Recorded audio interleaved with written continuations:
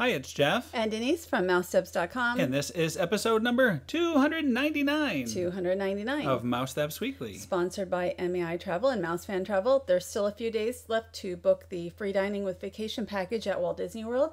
That ends on February 10th, 2019. And that is valid for most nights from July 5th through September 30th, 2019. A little earlier than usual as far as free dining.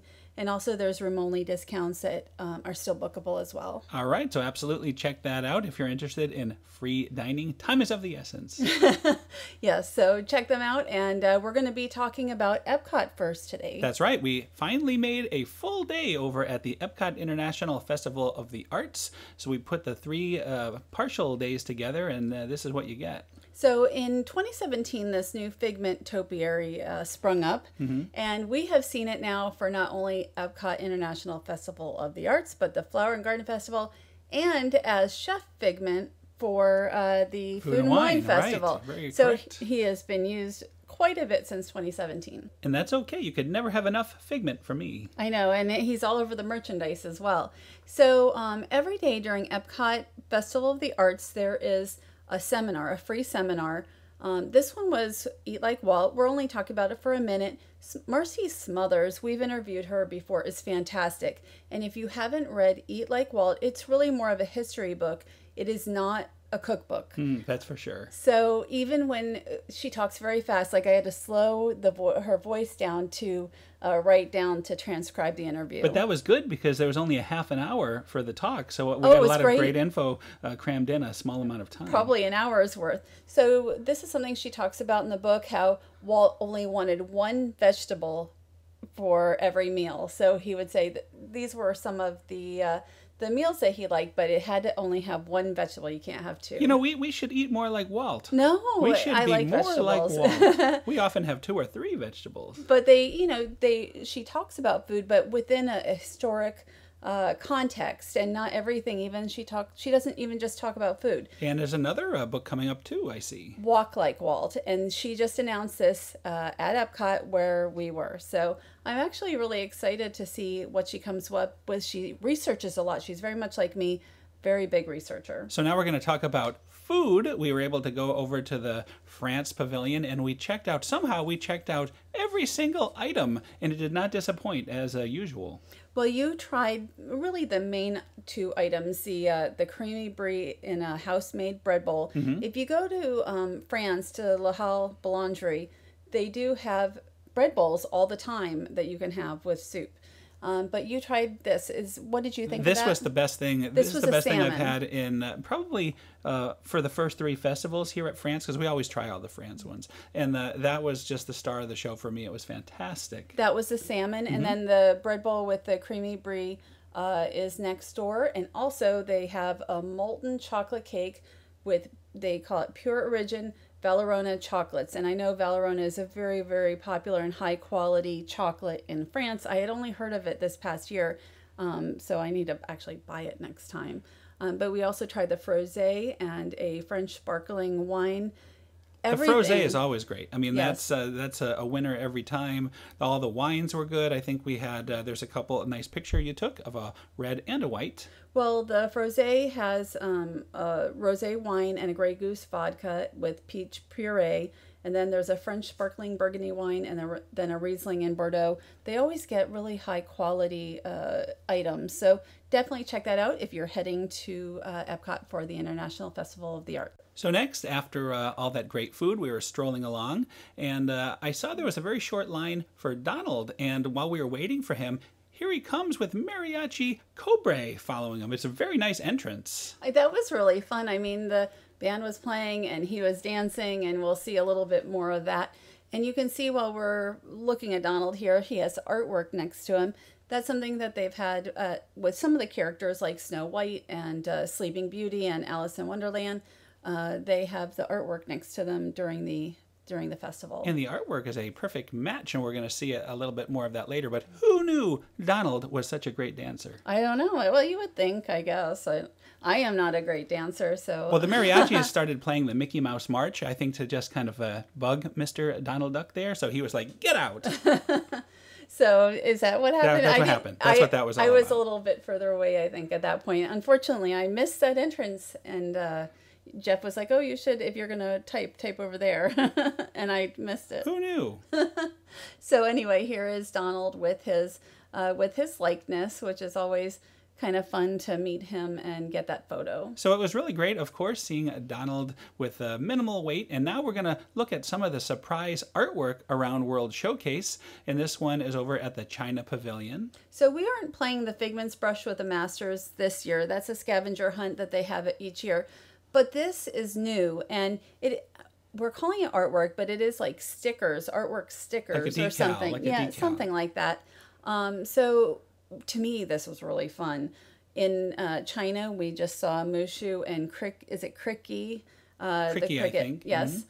And here we have Timon and Pumbaa. Right, we found them over in the little Africa section of World Showcase. Right, that's the outpost, and we're going to be heading to Germany next. And obviously there are spoilers, so if you're heading to the festival and you want to actually look for them, probably you should skip this section. Yeah, I don't show exactly where they all are, but some of them you get an idea. So anyway, it can be helpful, and if you aren't going, at least you'll get to see some of these great artwork. Right, and this is Pascal, and there's at least 3 Pascals, at least 3 that we found in Germany, and here he's getting a piece of caramel corn. And he is very lucky. I love that caramel corn. And this is one that it would be very hard to, well, Pascal's here, but this is one, when I take a picture of it, no matter how close up on him I get, you know where it is. So this is at the clock shop.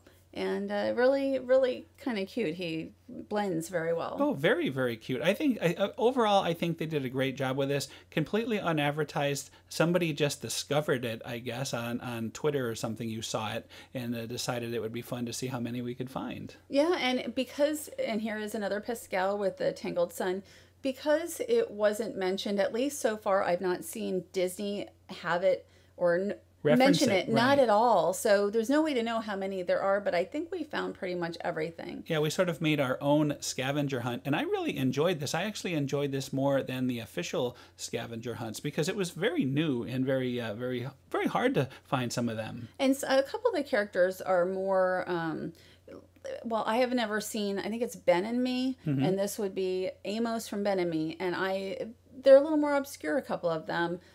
So that made it interesting as well because you didn't even know who you were looking for except for what I saw online. And it took us a while to find Abu here in Morocco. And if you look, I see Aladdin's lamp in his bag there. And this was really fun, especially again not knowing everybody that we were looking for. But yeah, Abu was a little harder than some. I would say Jiminy Cricket, who we were going to see here, was actually a little harder. Because he's so tiny and he blends so well in with this area in Italy. I think he was the most difficult one to find. And I think we had to cheat a little bit too. I think you looked up online to see a picture. You didn't look where he was, but you wanted to find a picture to help us kind of find him. Well, I wanted to see what characters people had found. And a lot of times you didn't know exactly where they were, which was what I wanted. I want to be able to kind of look around and but not know the exact locations. So here we are showing exact locations of a lot of them. Again, I mentioned the spoilers early.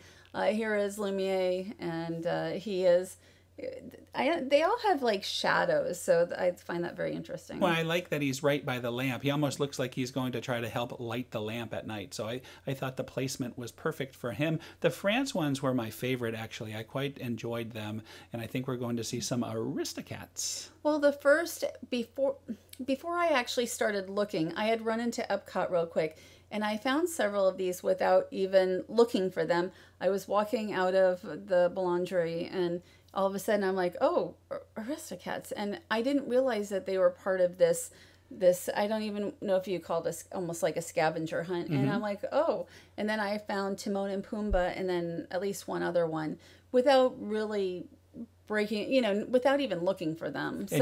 Oh, I'm sorry. I was going to say you got to meet all 3 of these did in this France. past year, more than once actually. Well, I met him twice at the jazz event, so that was I really enjoy going to Paris, and they have some of the characters there that we don't really have here.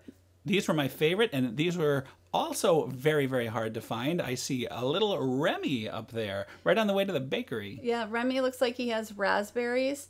And then I knew about Remy, but I did not know that Emile was supposed to be here. So I think I may have even seen Emile first. And I would never recognize Emile. The way they have him, he's in like a macaron tart. Yeah, he's hiding in the tart, which is perfect for Emile. So I would not have realized just on sight that that was him. So having Remy across the way really helped. And you can kind of see where the sticker comes up just a tiny bit.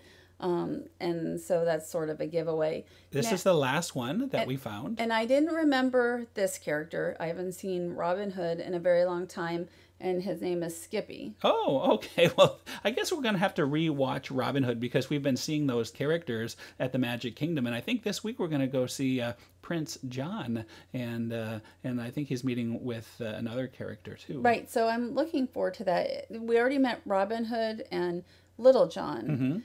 Friar Tuck, I think, is the other one. So on Thursday, I think we're going to go see them. So here is, the Disney Skyliner.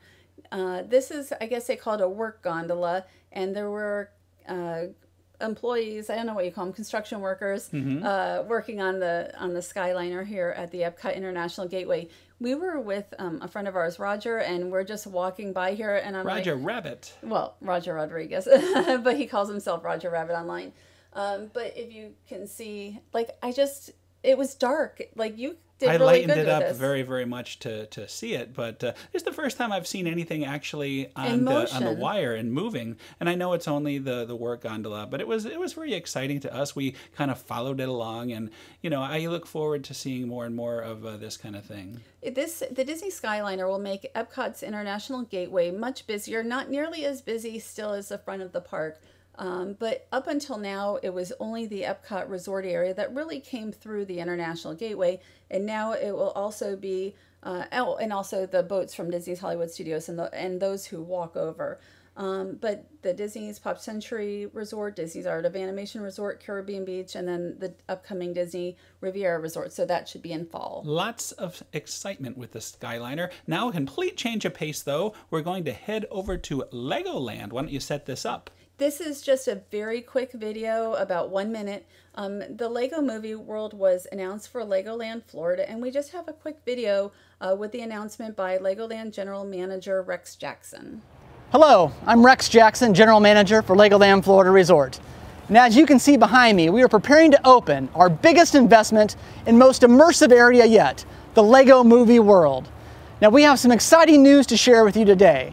And for this major announcement, I'm going to ask for a little bit of help from my friends. So introducing the stars of the Lego Movie 2, Emmett, Benny, and Lucy. Hello everyone. Now, finally, after many years of planning and development, we are excited to unveil the opening date for the Lego Movie World. Help me count it down at 5, 4, 3, 2, 1.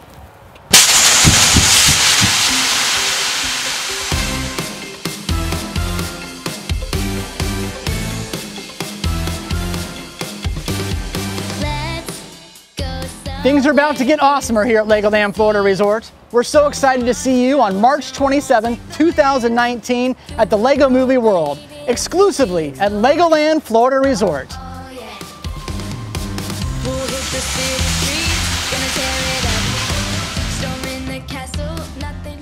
All right, so that looks great. I can't wait. We'll be there for sure for the grand opening. Right, and we are actually even pass holders too. So we love Legoland, and we just saw the second Lego movie, which I thought was a lot of fun. Everybody was laughing in the audience, and I thought it was very interesting how there were so few kids in the audience. That was really funny. Kids probably love it, but adults especially also. Well, I would see it again. There were a lot of little details you might miss on the first viewing. I'm sure it's something that we'll go into, we'll buy the DVD or the Blu-ray when it comes out. So anyway, we are looking forward to March 27th, and we will be there at Legoland for the opening. So now we're heading over to the Magic Kingdom, and first we're going to see Remy and Emile. And you can see Mickey with the purples and the yellows. Always looks very Mardi Gras. But Remy and Emile have been meeting as part of a new, I don't know if they officially call it limited time magic, but it's that type of an offering. And right now they've been meeting every Wednesday, and different characters on other days, like Nick and Judy, have been on Fridays. Right. And last week we talked about Little John and Robin Hood. And I really have enjoyed this. We haven't seen all of the characters yet, but Remy and Emile are characters that I didn't actually get to meet until maybe last year. And yes, we saw them at the Epcot dance party and at Disneyland dance party, but there's a difference between dance parties and actually having meet and greets. And we saw them in Paris and met them in Paris. And now they're here at the Magic Kingdom. And Emile, yes, he's looking for trash. Is going through the trash can, yes. But they're very animated. They're so much fun. I really, really enjoyed meeting them. And who knew that they were great dancers? Just like Donald. So they probably Yes. all go to some sort of a dance school. So they arrive at 11:30 a.m., the different characters, and they meet until the parade time, which is 3 p.m. But by 2 p.m. their line was closed. So it's really a pretty short time frame that you can meet them in.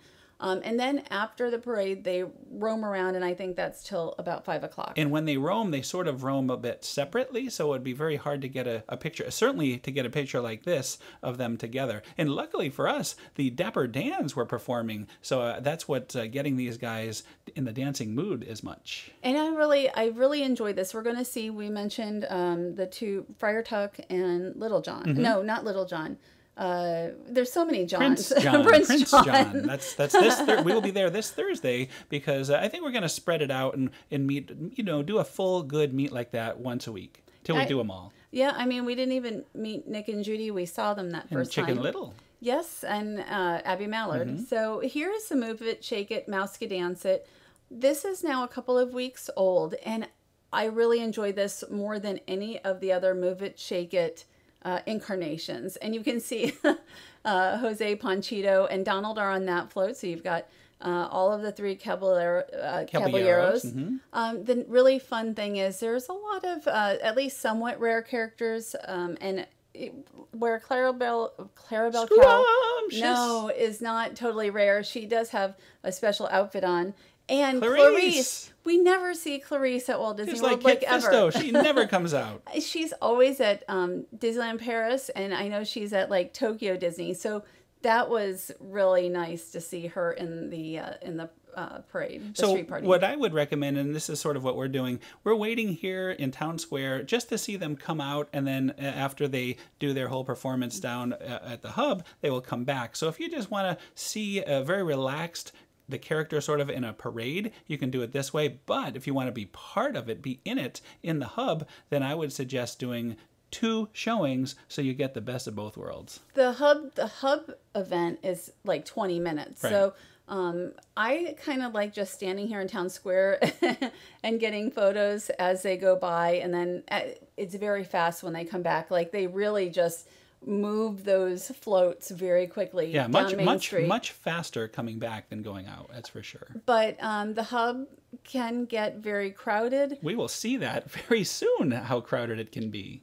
Well, I'm gonna when we go on Thursday, I want to kind of get back down there because I've only been in the hub once, and then I'm like, okay, well, I'm not doing that again right now. But I would like to kind of, see Clarice dancing and see how it goes again. And there is Max. And Max is someone also who we don't see too often in the parks here. Every so often, like at Epcot. So now we are in the hub. And I would recommend, if you really want to be part of this, to be inside the circle, in the inner hub, because you can move around fully, and I think a little easier in that position. You mean kind of where the Walt statue is? Yeah, in the middle, in the circle, rather than on the outside edge of it, because it gets really, as you see, it gets really crowded when the people hit the street. And I think, this is the same as it's been for years and years and years. So if you've done it before, it's pretty much the same now. You do have live performers now on one of the floats. I think just one of the floats with Mickey and Minnie. They are 2 live performances. You see performers singing right there.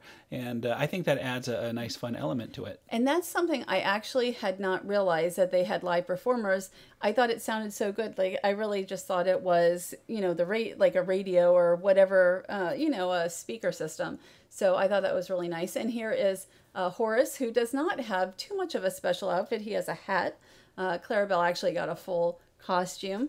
But it really is, this is really a fun event. I think the music is better. They have a special song that is relatively new, that's Mickey Mouse themed. Yeah, we first heard that in Paris. Yes, so it's not, they said it's new for this, like some people have said, it's not. I mean, it's really the Mickey 90th song, and we've heard it in Paris, and we've heard it here and probably elsewhere as well. So we're now looking at the exit, and we talked about how quick it is, and you can see they are moving to get the show off the road there. Yes, this is really quick. I just, kind of like to stand here and get some photos. It's not too busy. I mean, you can see some guests there, but it's really not too bad over there. So to summarize, I know you said earlier that you prefer this version over the first three, and I would agree with that. I think this is my favorite of the versions I've seen so far. I especially love the music and the live performers, which sort of makes it for me. And I like the music, but also the more rare characters and the special costumes. And this should run through at least, well, it's definitely going to run through at least September 30th. A lot of the elements of Mickey 90 will end at that time. I don't know if this will, or if they'll just keep it as they have the other Move It, Shake It's. So now we're taking a look at the D23 10th anniversary pin set. D23 is now 10 years old, which is very hard to believe because I remember when they started. I am a day one member. Yes, and so we're gold members. Mm-hmm. And this is a 10 pin set that if you're renewing or joining this year, that is something that you get as your gift. Yeah, every year you get a nice little gift. And it's totally different every year. So there are 10 pins, and you can see like Up turns 10, or the Twilight Zone Tower of Terror turns 25. So this is a milestone set.